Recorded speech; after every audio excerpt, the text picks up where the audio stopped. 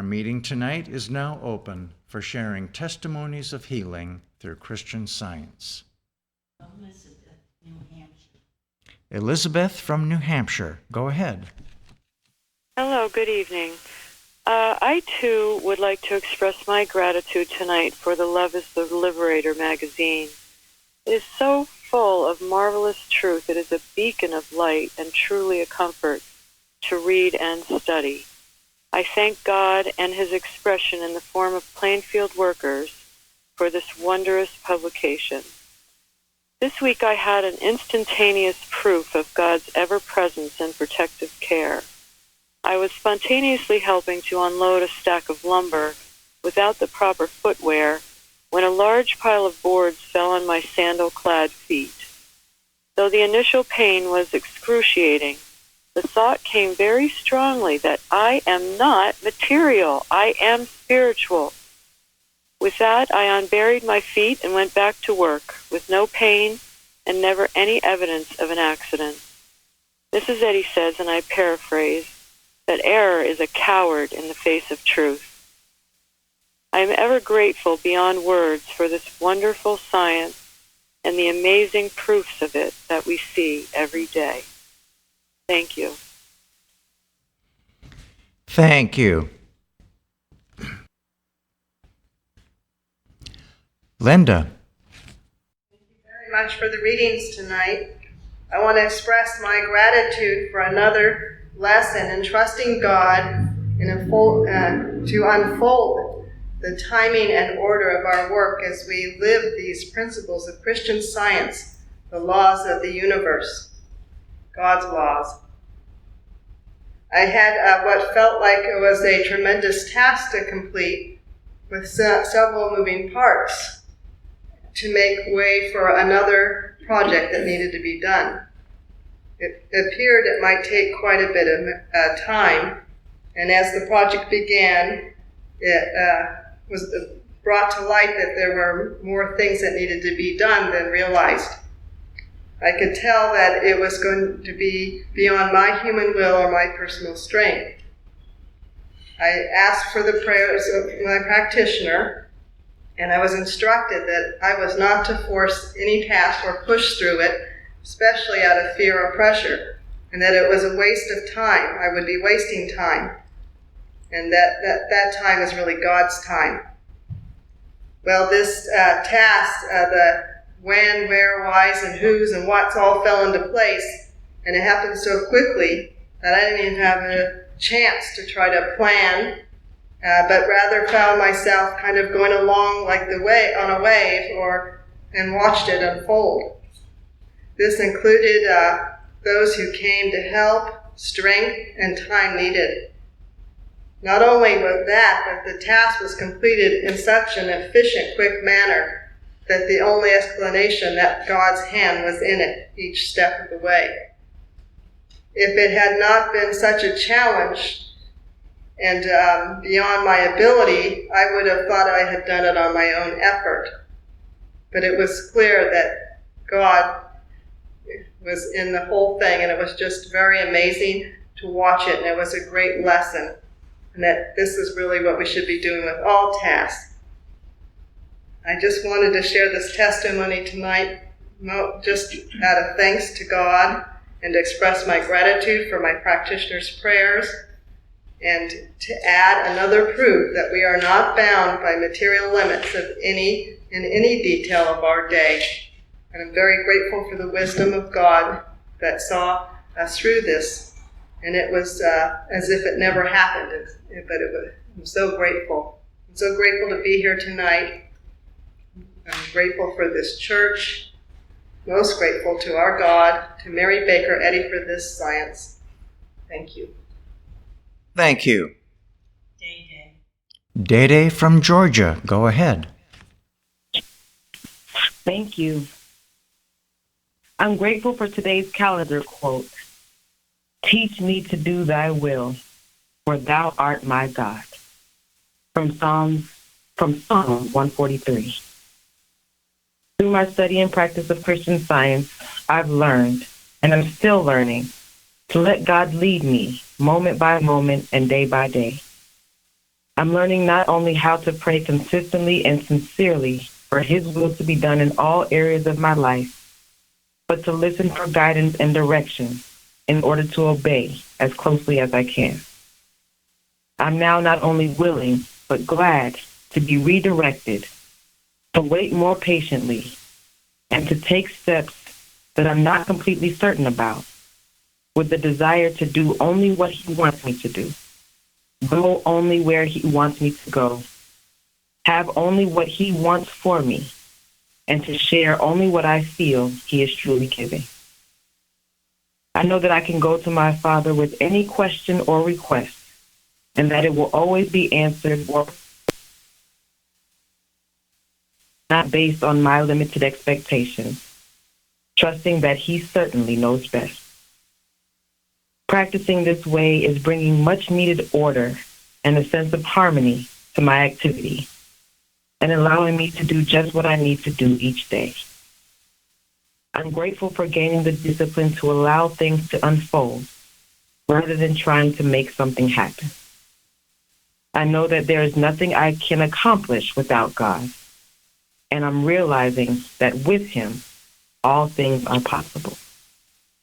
Thank you so much for tonight's reading and for all the testimonies tonight. I'm very grateful for all that's going on in this church, and I'm very grateful to be here tonight. Thank you. Chardell. Hello. I am grateful to my practitioner and all the opportunities for learning about God, His omnipotence and omnipresence. One of the things I cherish is learning about prayer and putting more trust in God as the only cause, which is the only effect.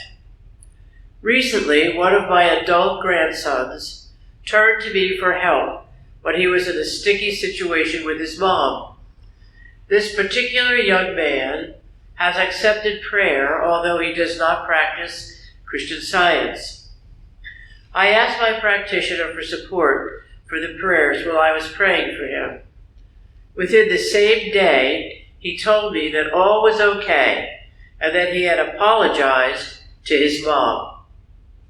I never told him what to do, and it was prayer that helped him find the correct solution for the predicament.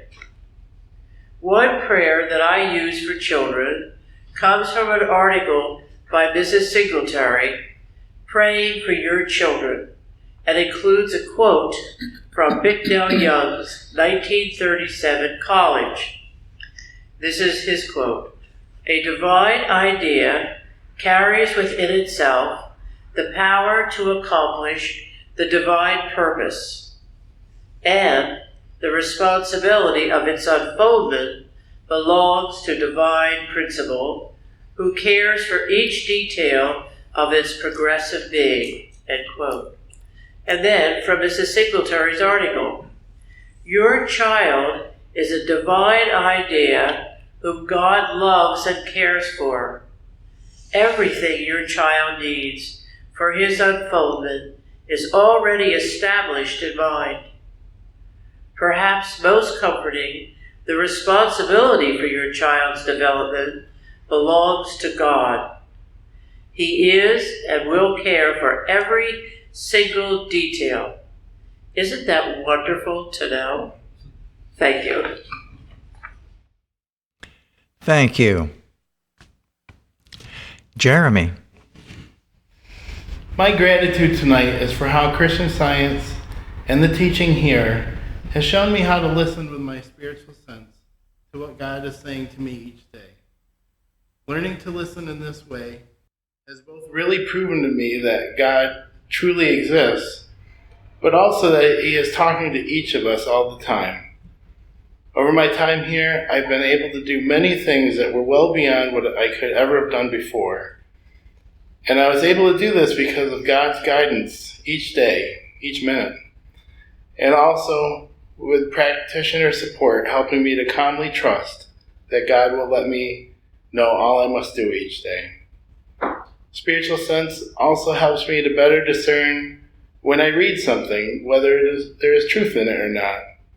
I'm grateful for this because there is a lot of noise out there, and I have to read a lot of technical documents for my job, so that's helpful. But also, every time I read something that's on our website, I can just feel that it is yet another message from God for me that day. I'm very grateful for this church, for Christian Science, for practitioner support, and for all I am learning here. It amazes me all that we have, and I'm grateful to know that we freely offer it to the world. It's wonderful to be a part of this mission. Thank you. And now we have a testimony from Imogen in Australia. Good evening. I was thinking today about how much God loves us. He loves us so very much. Quote, "But even the very hairs of your head are all numbered," as written in the book of Matthew. God gives us so much. He gives us everything.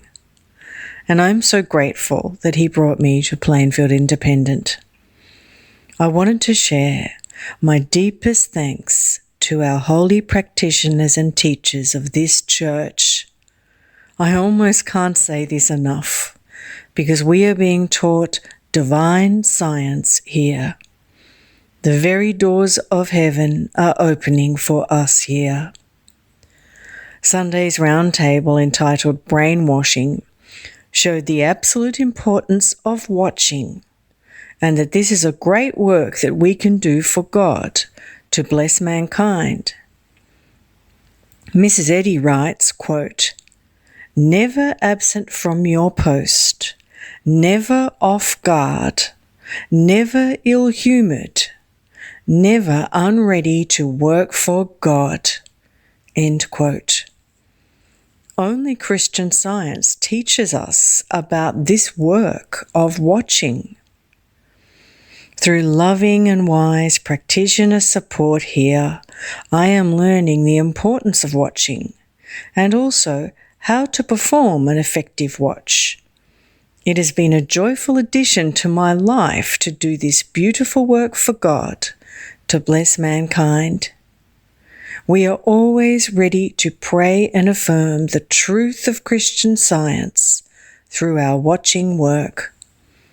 Wherever these dear ones in the world are who need this truth, they will hear it. We heard it all the way here in Australia. We pray, we learn, we grow, all to glorify God and to reach the high goal that our leaders set for us, to usher in the millennium. Thank you so much to each and every person who contributes at Plainfield Independent. All that is done here is beautifully perfect with God's love. It is done by inspiration and through holy prayer. God is the head of our church, and Mary Baker Eddy is the revelator to this age. We have this absolute truth of God in Christian Science right here, right now. It is all available to all of us to study and to know, that our robes may be washed white every moment. Thank you, precious Plainfield Independent, for standing and keeping pure Christian Science, so that all His children can come all the way home. And thank you, dear Mary Baker Eddy, for all that you did to bring the Christ Science to mankind, for all your toil and sacrifice. Here we stand, ready to do His will. So much gratitude and love to you all from our household here in Australia. Izzy in England, go ahead. A few weeks ago, I went through rather a clumsy spell. Nothing really serious happened, and it wasn't a problem at all. Actually, it gave me some great opportunities to practice what I have learned in Christian Science. But one Thursday, two things happened. I can't remember what exactly they were, but I think I cut my finger and then something fell on my head randomly. And I got this suggestion in my head that I could not shake off, the old wives' tale that bad things happen in threes. And then a third thing did happen. I stumbled, twisted my leg and foot, and I fell. I knew nothing was broken, but it was extremely painful, and I was immediately very fearful that I wouldn't be able to get around or look after my animals. I also couldn't stop crying. It must have been a Thursday because I got home and listened to the Plainfield Wednesday service from the previous evening, and I started to concentrate on two very beautiful testimonies that had been given. Firstly, the fall never happened. And then the beautiful words of Psalm 91. He will give his angels charge over thee, to keep thee in all thy ways. They shall bear thee up in their hands, lest thou dash thy foot against a stone. But although I felt comforted, nothing improved, and I still kept on crying. So I emailed my practitioner at Plainfield. So quickly I got a reply, and the love and kindness just spilled out of her email. So then I started crying even more, but the tears were very different. She sent me the beautiful words of hymn 324. Take my feet and let them be swift and beautiful for thee. And I was also sent a beautiful interpretation of Psalm 91 by Bliss Knapp to study. I stopped crying and began working, and I knew my practitioner was praying also. It wasn't long before the pain subsided enough for me to be able to move around and do what I needed to do. Although the foot and ankle were swollen for a few days, I had next to no pain, amazingly, and was very quickly back to normal. I was so very grateful, both to my practitioner and to God. But I still couldn't shake off this thought about bad things happening in threes. And I really didn't want it in my head because it was suggesting there's some sort of power apart from God that can make bad things happen, which is not true. But I couldn't stop this voice that was suggesting that circumstances had now proved this law to be true. So very quickly, my battle with this suggestion became a bigger issue than my actual foot. And I just denied it. I just affirmed that God is the only power. There's no power apart from God.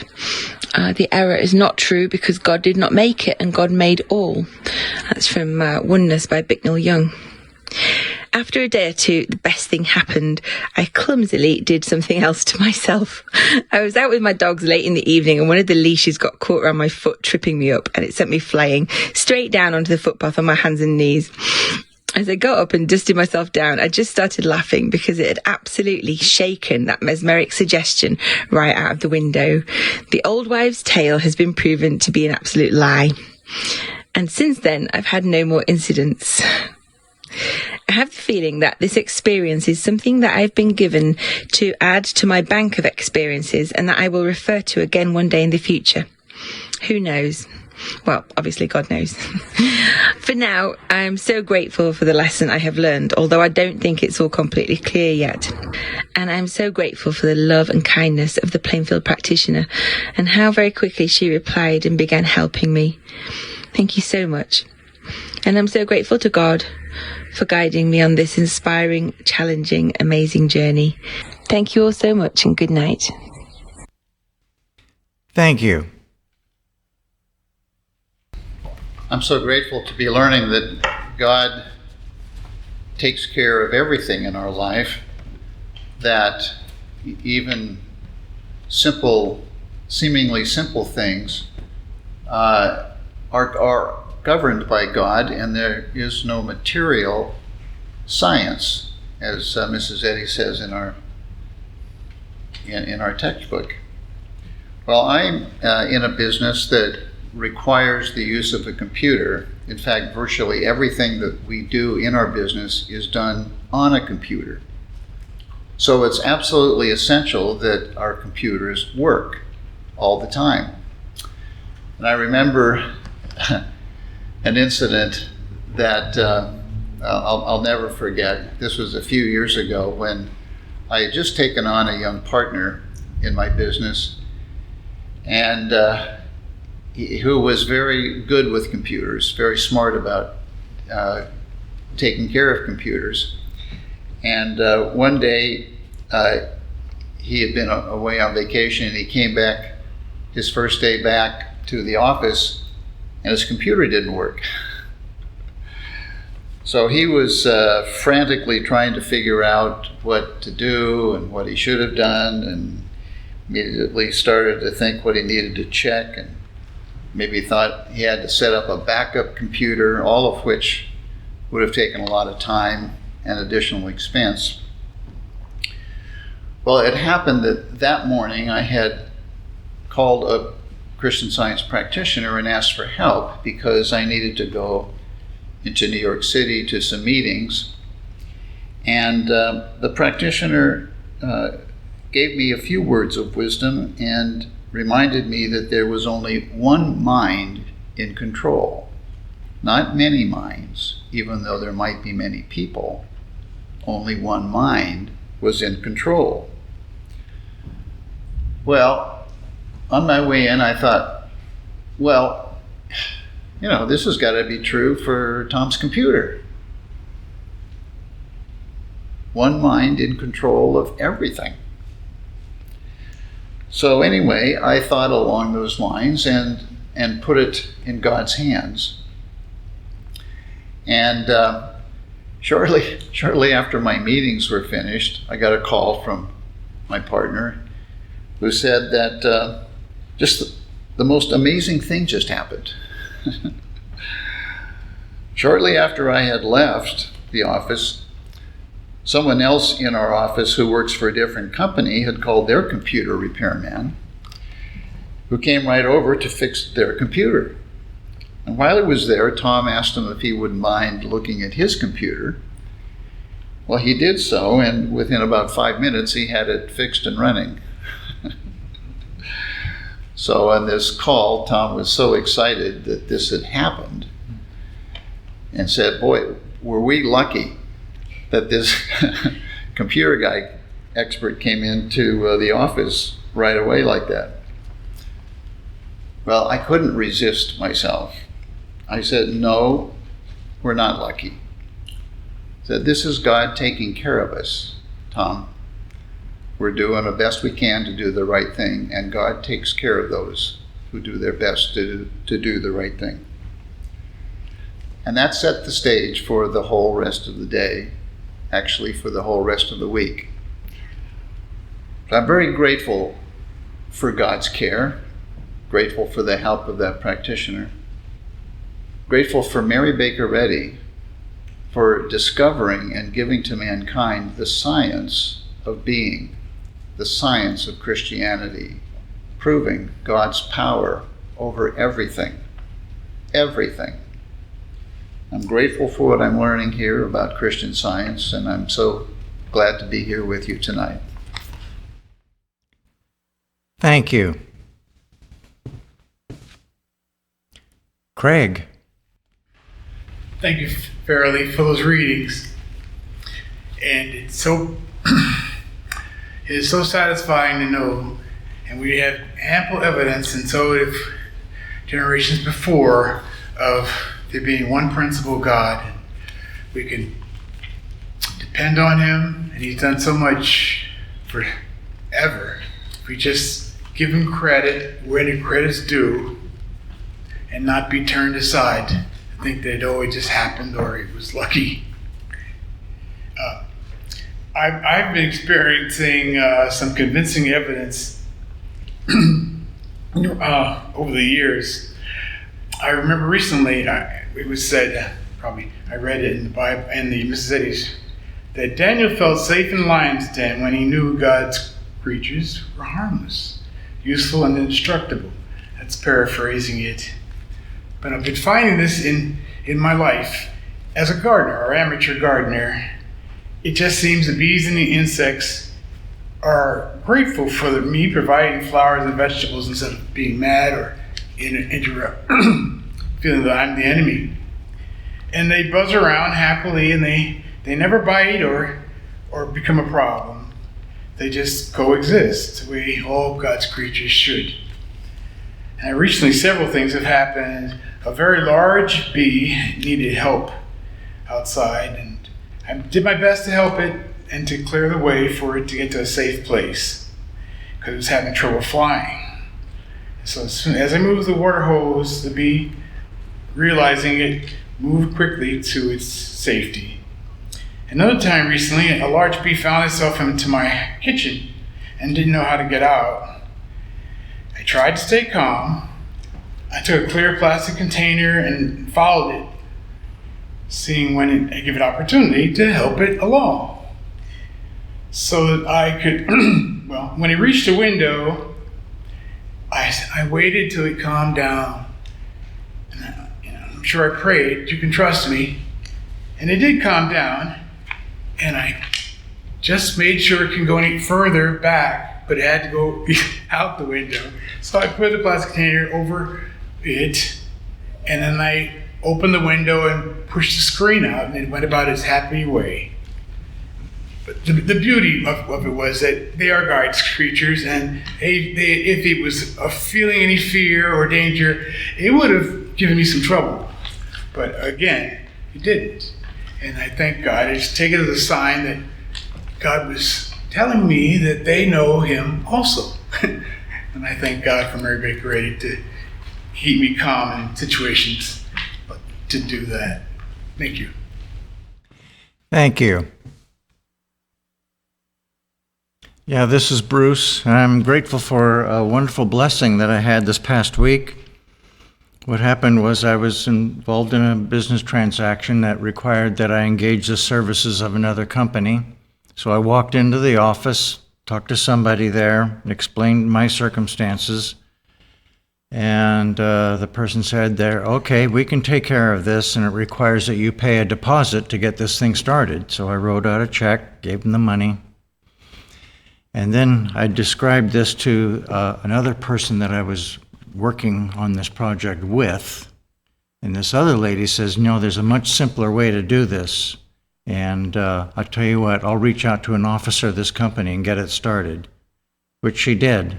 And then she called me back and says, okay, it's all set, and that deposit that you paid, they're not going to need it, so you can go back and get your check back. I said, okay. Well, I was thanking God that a better answer was found, and simpler and less expensive. And then I went back and I stood in the reception area of the office and told the lady the circumstances, and I asked for my check to be returned.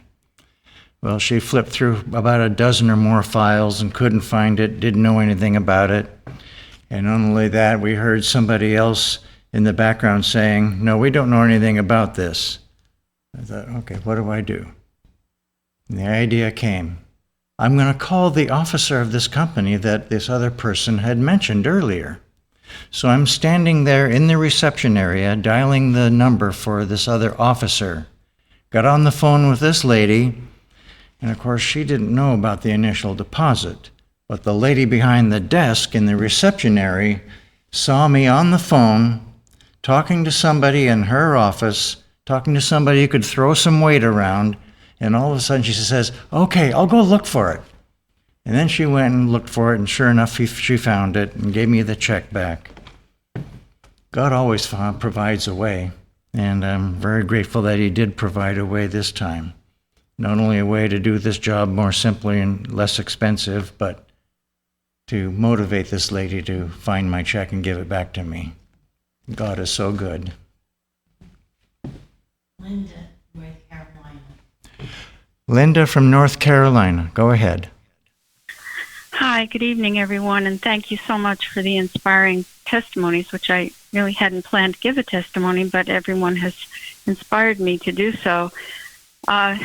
Just this last week, or I guess it's now 2 weeks ago, my adult son has had enormous amounts of travel to do from California to back to North Carolina and then to Europe, and he was kind of running on no sleep and packing because he has to take film equipment with him, and I could feel myself getting really uptight about and starting to do the mother smother thing, and just thinking about him and feeling sorry for him that he had so much to do.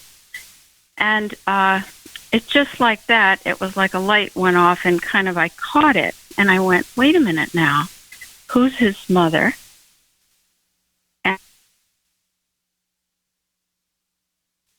and I affirmed to myself, and of course my spirits were lightened enormously, but we went to pick him up to take him to the airport, and I could see this little brow, and I went, it just occurred to me that you are exactly where you need to be, and God is with you, and there it was like the reason I'm giving this testimony is because I can still see this, just a beaming smile that he gave back and thanked us and thanked me so much for just to see the weight just lifted off. And for this, I'm so grateful because sharing Christian Science for me has been a practice, and it's an art. It isn't like you can just say the words or sometimes not even know what to say. And another example came when I was speaking with my 17-year-old grandson, who is incredibly excited, and he's on a real upbeat turn in his life where he had had some difficulty in school, and we talked through that, but he was so happy because he's making music now, and he was very, very excited. And I was trying to work in how I could bring it back to praising God without sounding, taking the wind out of his sails by being too literal about it. And I just said, we just have to be so grateful for all that we're given. And he just took that and he said, I am praying so much more now. He said, I learned something, and that was that I was only praying when bad things were happening. But he said, now that all these good things are happening, I'm praying all the more. I'm praying all the time because so many things I've been given. And it was just like Christmas to have both of these things happen. And I attribute it to years of study, but also learning how to communicate the beauty of this science, and as the previous testifier said, the law of God that Mary Baker Eddy gave to us and continues to give us through the readings, the website that you all have prepared for us. And I just am very, very grateful tonight to be a part of the service. Thank you all so much. Thank you.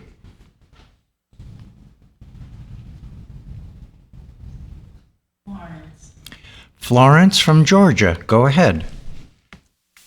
Thank you. Thank you, Felly, for your beautiful readings. Tonight, I would just like to give gratitude for all that I have learned and still learning here, and how amazing it all is. I remember some of what I used to do and what I do better now, and I'm so grateful for Christian Science and how it teaches us how to live. I am so grateful tonight because I know that in the past, I would give so much power to what somebody said or what the doctor said or something like that. And here it tells us that all power belongs to God. I didn't care whether I was dishonoring God or not. I don't think I even thought about it. But it tells us on page 228 of our textbook, there is no power apart from God. Omnipotence has all power, and to acknowledge any other power is to dishonor God. The humble Nazarene overthrew the supposition that sin, sickness, and death have power. He proved them powerless. How beautiful is that? I think about this often now, that no matter what comes at us or what comes, should I give it power? If I do so, am I not dishonoring God? Do I care to dishonor God? Or don't I care at all? I don't even think about it. All I want is my satisfaction or comfort or whatever. I just wanted to bring this up for us all to remember what we do if we are dishonoring God. I know it is mesmerism, but the desire to work more with the truth, because only the truth can break the mesmerism, and to think that my God has all the power there is, and he will bring it to pass. I'm so grateful to be here tonight, to hear all these beautiful testimonies and the reading also. Thank you, and happy to be here. Thank you. Mary. Good evening, everyone. A few things to read tonight. First, Australia. Thank you, Plainfield Independent, for the holy power in this past roundtable on brainwashing.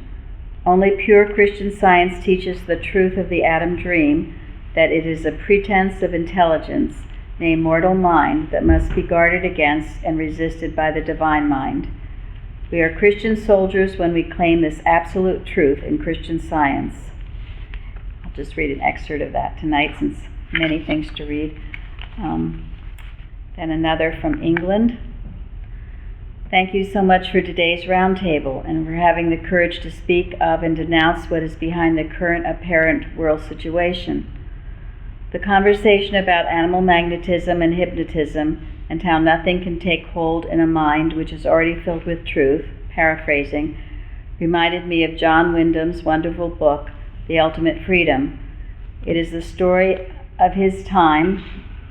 He said it's a guest of the Japanese, but he was a prisoner of war in the Second World War when he was held in Korea.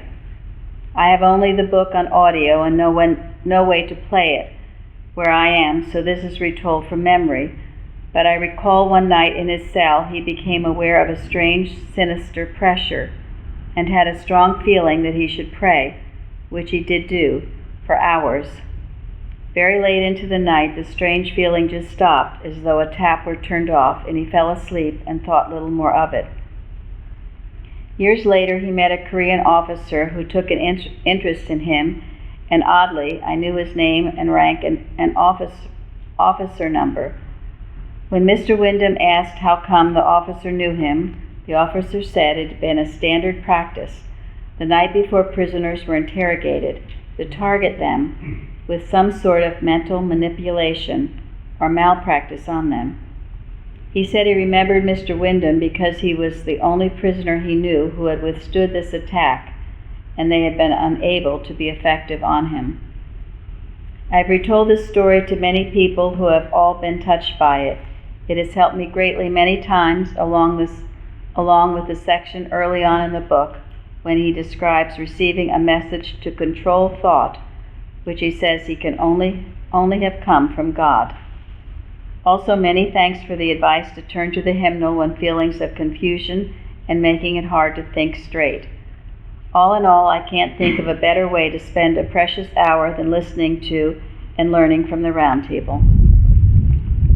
That book, yes, Mr. Wyndham had been a Christian Science lecturer, and he wrote that book, how he was very much protected during his time in this imprisonment. And his son, John Wyndham Jr., is a friend, and his wife is a friend of our church. So we've known that story, and we're very happy to have his son and wife as part of our church as well. All right, and this one is from Canada.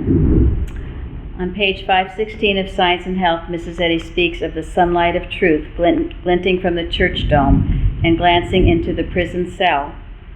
It is a great privilege and inspiration when doing church work to be able to witness another's growth and demonstration.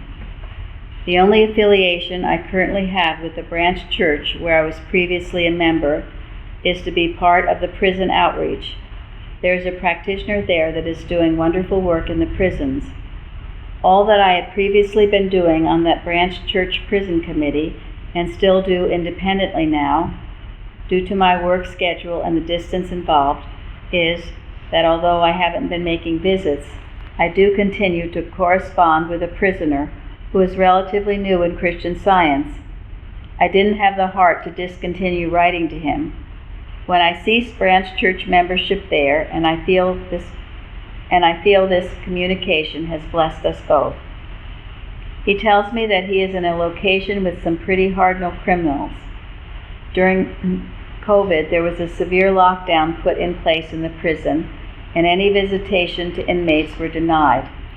I had been told that in past. When he was put into such isolation, he reacted by going ballistic. However, with his added spiritual growth, he became quiet this time and busied himself with spiritual study and reflection, and started to write poetry for the first time in his life. Of one of his first poems, he wrote, "I have composed a poem, I hope you like it." It's entitled "The Spiritual Idea." Calling on incorporeal love, only submission to be forgiven, as Jesus descends like a dove. Our wine the only inspiration, the power harmonious God embrace, knowing life's only hold mortal mind, the rise of true meaning, eternal grace, divine intervention, everlasting kind. And then California, I was reading an August 1924 Christian Science Sentinel article entitled Harmony by Hope LeBar Roberts, and came across one of those short statements which said it all. A small lad in a Christian Science Sunday school once said, "When we understand Christian Science, we do not have to go through error, we go over it." It is one of those reminders easily memorized, which I will add to another powerful reminder statement that comes to thought often. Know what God knows, see what God sees. I am so grateful for this Plainfield Church and the environment it provides in promoting spiritual growth. And then Virginia, thank you so much for the most recent issue of Forum Highlights 211. It is so clear, helpful, and comforting. What a treasure we have in this publication, which answers questions, backs up everything with references from the Bible and Bible studies, Mrs. Eddy's and other writings, and research done by members. I especially liked what was found when someone researched redemption. It said, "Redemption continues till every man is brought into the kingdom." Yay! And this goes along with Mary Baker Eddy's refusal of the concept of predestination when she was just a child of 12. Thank you to Mrs. Roberts and to all who contribute to this wonderful publication. And then two testimonies. First from South Dakota.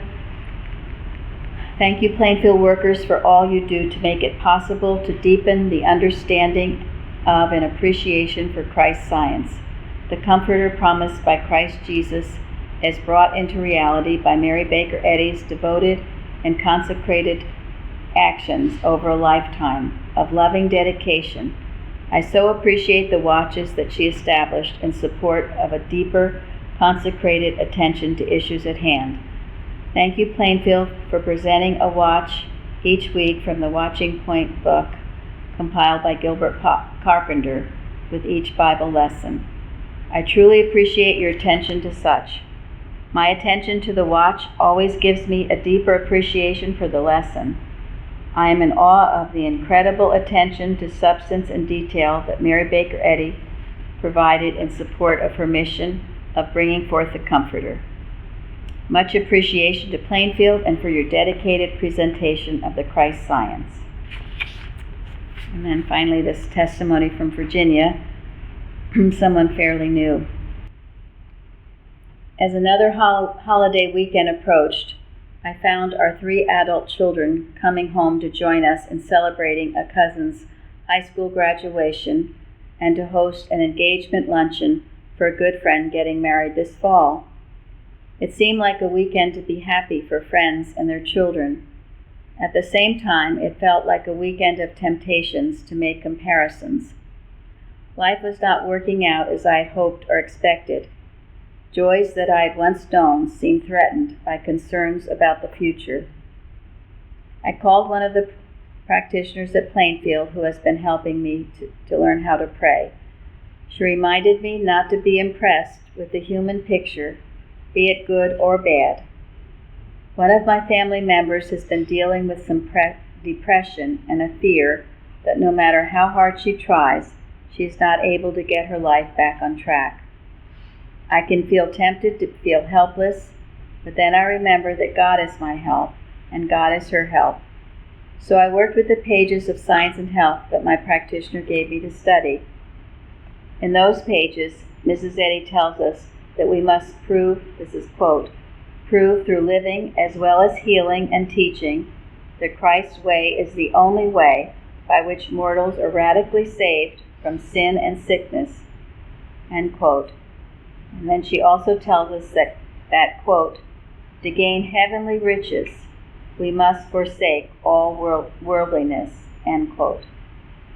What I am realizing is that to relieve myself from the feelings that bring me down, I must turn to the light and away from the darkness. I must be willing to move away from both the pleasures and pains of mortal existence and see them as illusions. Mortal mind thinking is the knowledge of good and evil. This knowledge tells us to expect opposites and a spectrum of conditions in between opposites, such as life and death, abundance and lack, beauty and ugliness, health and sickness, love and hate, inclusion and exclusion, success and failure, employment and unemployment, toil and ease, etc. In Carpenter's book, he writes that God's gift to man is freedom and in reality has this now. This gift is inviolate and can never be taken from him. End quote. I could pray with this statement. I could know that I have the freedom to feel happy and satisfied. I can assert that I have freedom to choose not to be impressed by the world and its accolades. I can refuse to be mesmerized by social media posts that suggest others have something and I don't. I'm grateful for the practitioner's work because I was able to go from one event to another with peace. I was able to smile and appreciate the people around me. I was able to enjoy the 3 children and accept the promise that God's plan is perfect for me, for mine, and all. I can believe that there are no inequities and that humility is a blessing. Mary Baker Eddy teaches that, quote, what blesses one blesses all, end quote. I can't say that I'm not tempted the whole weekend, but when I was able to recover quickly. I could smile and realize that if I wasn't making progress, I wouldn't be experiencing the temptation. That thought gave me some satisfaction. I am grateful for Christian Science and the practitioner who encouraged me to keep going. The path provided is taking me into the light, where I can see more of reality. Thank you, too, for those wonderful readings on the power of God and to hear all the testimonies, how this power is being proven. And yes, to believe in another power is to dishonor God, as Florence quoted Mrs. Eddy, and we certainly don't want to do that. Tonight, maybe some of you heard a little commotion before the meeting began, and it was because we had a bat flying around in the auditorium, dear little bat. And but right before the meeting was to start, the little fellow was caught and taken outside and released, where he flew happily away. And I'm very grateful for that, because it was a little disconcerting to have him flying around during a church service. So anyway, God took care of it, as he always does. So thank you all for all your testimonies, for the beautiful readings and music, and to all a good night. Thank you.